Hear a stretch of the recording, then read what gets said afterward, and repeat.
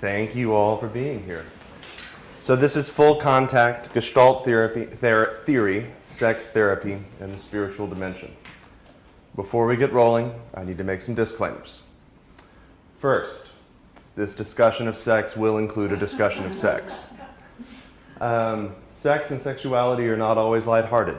I know that sex can be an unpleasant neighborhood and an unpleasant family of memories for some people. With that said, this presentation will attempt lightheartedness in the spirit of being sex positive and non-shaming where sex are concerned. So if sex has in your past been not always a safe place, please don't take my lightheartedness and playfulness as disrespect to that.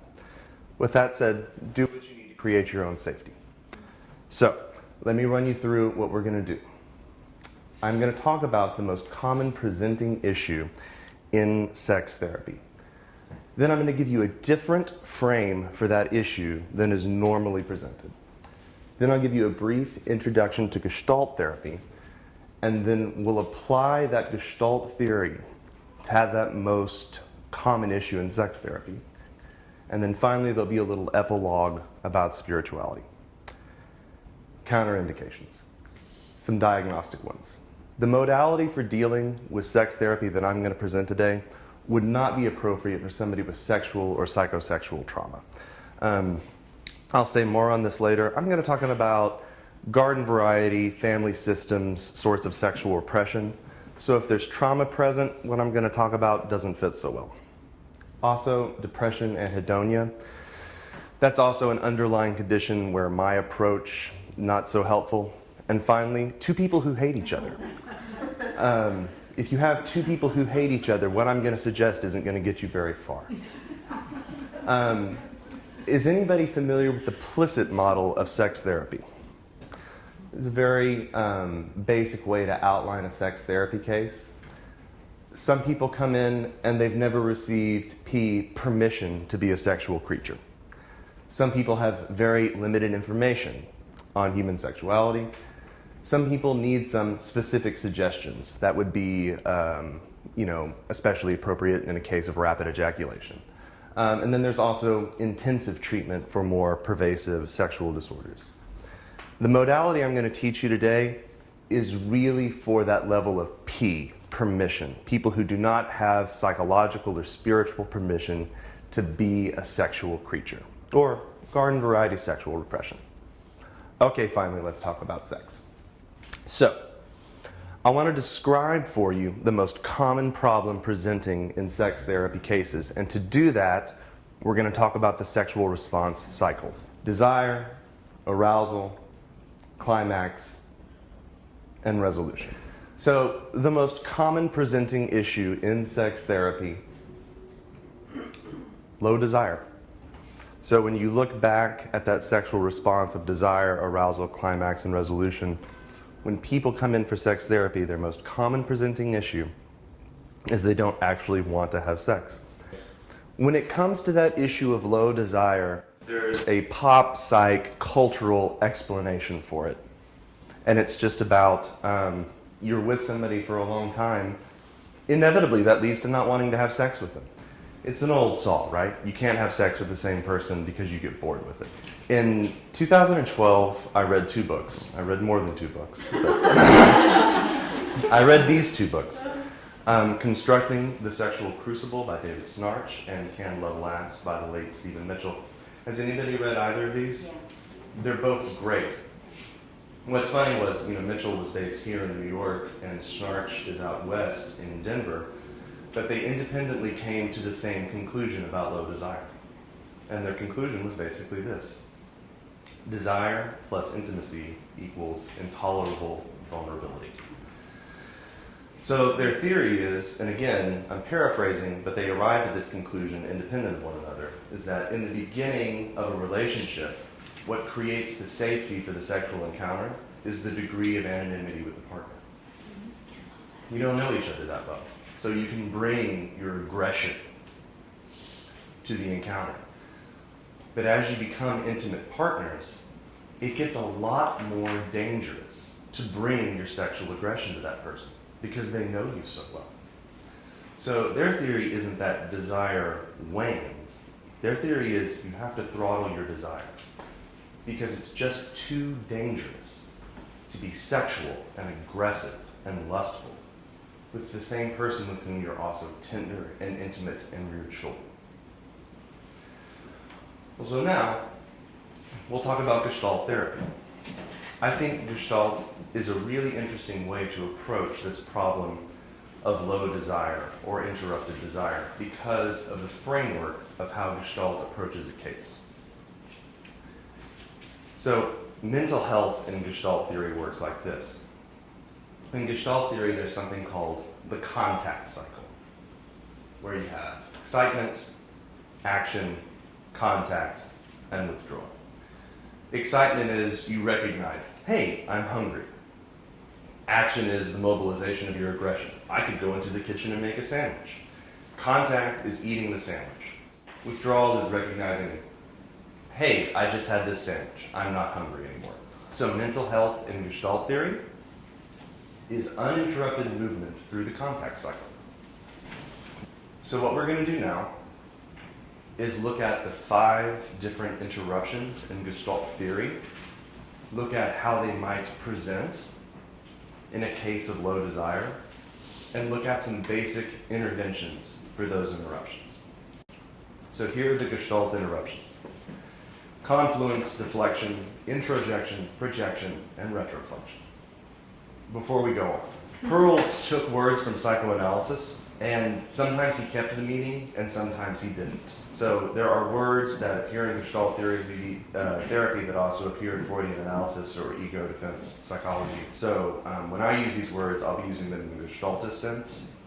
So the first interruption, confluence. Through confluence, the individual goes along with the trends. This involves very little expenditure of energy and personal choice. He has only to yield to the current of the environment and let it carry him along. When somebody has a confluent style or confluent behavior, there's an absence of I. There's a lot of we. Think submissive. I think confluence overlaps with the systems or psychoanalytic concepts of enmeshment or fusion. You're not really in connection with what you want. You're hyper-focused on what somebody else wants. So the way confluence can present in a sex therapy session is, well, you know, Betty likes. The person is talking about what their partner likes rather than what they like. And notice what else happens in there. Betty doesn't get to talk about what she likes, right? Because somebody else is talking about it. Well, you know, when we first got together, there's that we, right? It's a story of 2 people, and it has to be in sync, rather than this was my experience, and this was my partner's experience. Another one you hear in confluence is like, you know, we're brother and sister, we're like brothers, we're like sisters. There's a kind of intimacy that lacks sexual aggression. So how do you work with confluence? Redirect the discussion of the other to the discussion of the self. So when the patient starts in on, well, you know, this is what Betty really likes, I often say, oh, okay, what is it that you like? Deflection. Deflection is a maneuver for turning aside from direct contact with another person. It's a way of taking the heat off actual contact. The heat is taken off by circumlocution, by excessive language, by laughing off what one says, by being abstract rather than specific. I'm sure this sounds familiar, like it's the patient who sits there and talks but doesn't really talk about anything. There's a kind of feeling that we're going round and round. There's a feeling that we're talking about, but nothing's at stake. You'll hear storytelling, like, let me tell you about the last time that Stacy and I tried to have sex. It might come out like it's a funny story. You know what I mean? Like it's all a big joke. It's a way of talking about sex without actually talking about sex. Excessive analysis. I think this all goes back to Bob and his issues with his mother. That might be true. But there's also an absence of actually looking at your sexual relationship in the here and now. It's much safer to talk about Bob and his mother than it is to talk about your own sexuality. Speaking in generalities. You know, I think all couples struggle with sex after children.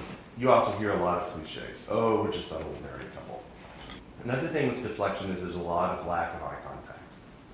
since they're deflecting away from the heat of actual contact. They're not looking at you, they're not looking at one another.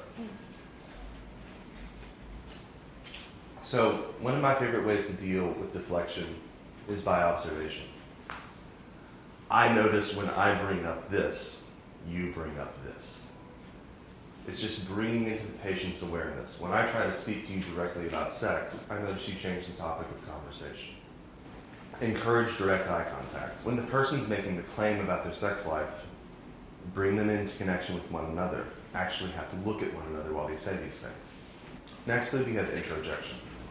Good girls don't want to have sex. Women only have sex as a favor to men. Making sex a priority is shallow. So, with an introjection, your intervention is about unpacking everything, getting everything all out on the table, and letting the patient choose what they want to keep, and letting them throw away what they want to throw away. So you can challenge the person and say, why is it that good girls don't want to have sex? There's probably an underlying thread of truth there in the neighborhood of this person wants to have some kind of sexual ethic or sexual morality, right?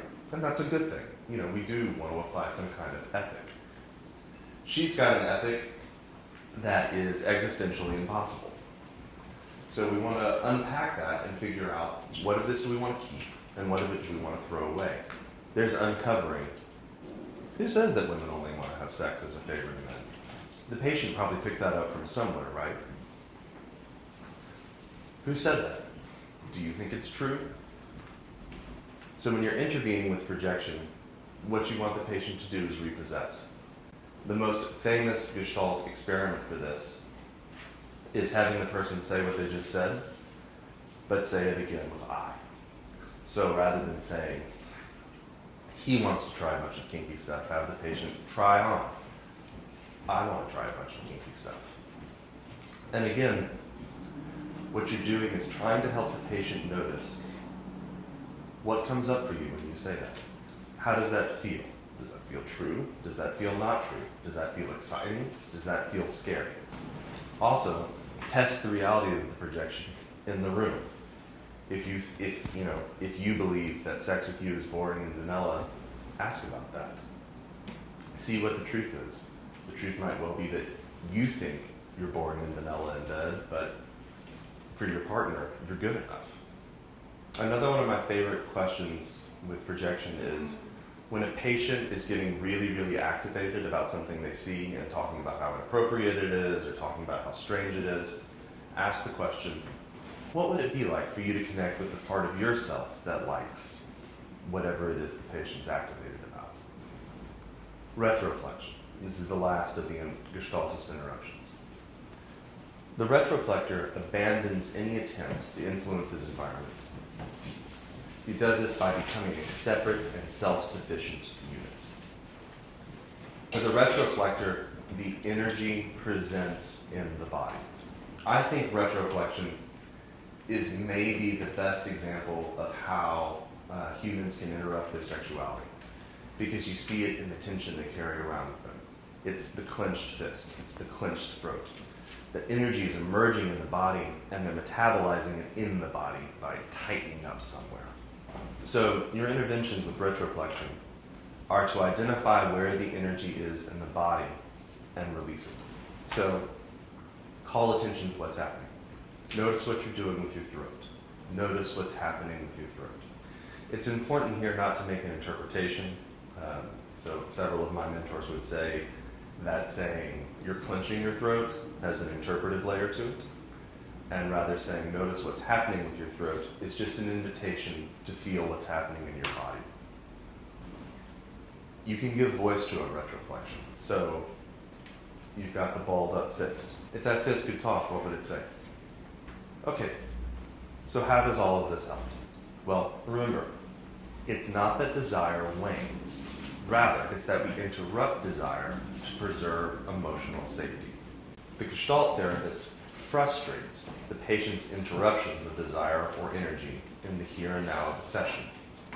With the interruption frustrated, the patient has a renewed encounter with her energy or desire.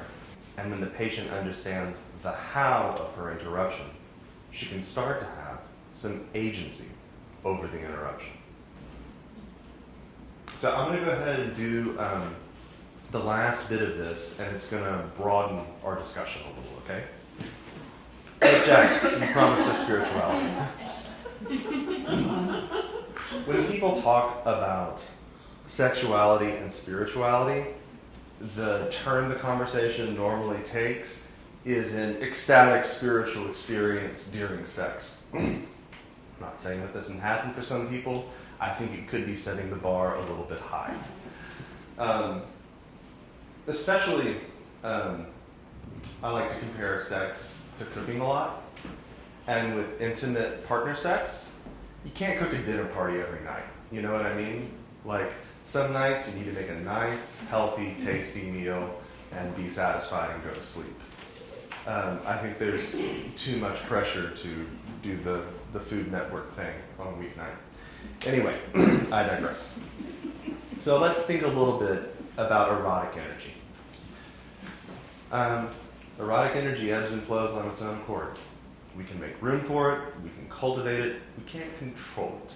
We can't just decide, I'm going to feel horny right now, right? Like, it doesn't work like that. The best you can do is make space. When it emerges, we can learn how to deepen it, we can learn how to modulate it. So when you first feel that desire come on, you can make decisions about going with it, feeling it more intensely, feeling it stronger. You can also modulate it, like what Gary was talking about. I'm feeling desire, and I'm feeling it within this dyad where I don't explore my sexuality. So I'm going to take this energy and put it somewhere else, put it somewhere where it's safer and more aligned with my values. Sadly, we can repress our erotic energy because it scares us. We don't understand it. We don't know how to use it. We're afraid that it's destructive. We can use our erotic energy to connect deeply with the other. The emergence of our erotic energy is an opportunity to know and be known on a profound level. Spiritual energy. Spiritual energy ebbs and flows of its own accord. We can make room for it, we can cultivate it, but we cannot control it. We can't wake up in the morning and decide we're going to experience God right now. All we can do is make space for that encounter. When spiritual energy emerges, we can learn how to deepen it, we can learn how to modulate it, we can learn how to revel with it. Sadly, we also repress our spiritual energy because it scares us. Because maybe, as once we lived in a culture that shamed sexual energy, we're moving into a culture that has a habit of shaming spiritual energy. We can use our spiritual energy to connect deeply with the other. The emergence of our spirituality presents an opportunity to know and be known. This is my take for this morning on the connection between spirituality and the erotic. To learn to be spiritual is to learn to be erotic, and to learn to be erotic is to learn to be spiritual. They're both about learning to recognize that energy when it emerges in us, learn how to deepen it when it happens, learn how to modulate it so we can get to a place where it feels safe, and learn how to use that energy to have deep connections with other people. When you are learning to use and revel in your sexuality, you are learning a set of skills that you can use to revel in your spirituality, because the energies work so similarly. So as we grow as sexual creatures, it's an opportunity to grow as spiritual creatures. When we grow as spiritual creatures, it's an opportunity to grow as sexual creatures. Well, thank you so much for coming. Thank you for bearing with my Marco Rubio moment there at the beginning. Losing my voice. This was a lot of fun. I enjoyed it. Thank you. Thank you.